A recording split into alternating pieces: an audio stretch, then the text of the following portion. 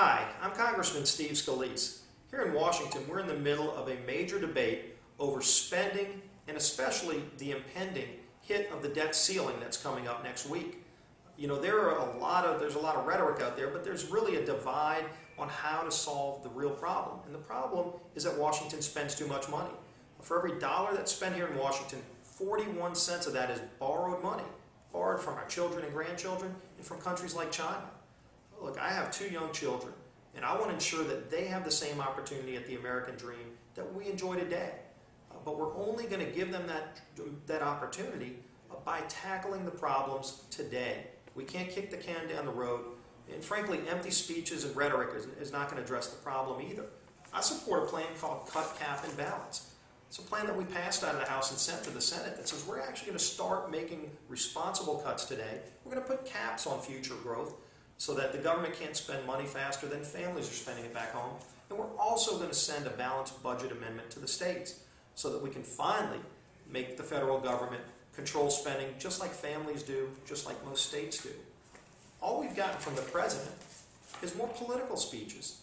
The president is yet to submit his first plan to Congress on how to solve this problem.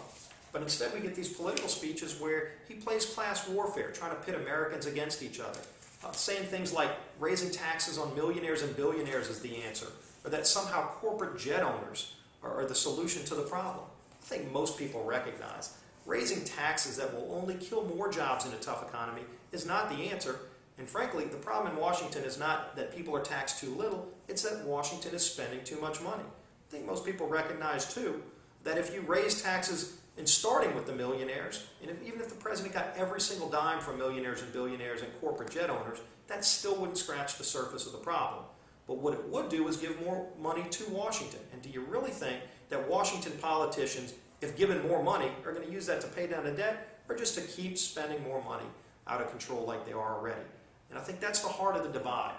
And so what I appreciate is the comments that I'm getting from people throughout the 1st Congressional District, because my resolve is that, number one, we are not going to raise taxes because that will only kill more jobs, but we've got to control spending. That's the solution to this problem. And I want to hear from you. You can post your comments right here, or you can go to our website at scalise.house.gov and take our online poll. I want to know what your thoughts are about how we get out of this mess. But there are serious solutions, and there ought to be serious answers to the problems, not just from those of us in the House of Representatives who have actually passed legislation over to the Senate, but it's time for the President to get in this game too and acknowledge that we're going to control spending and stop spending money that we don't have.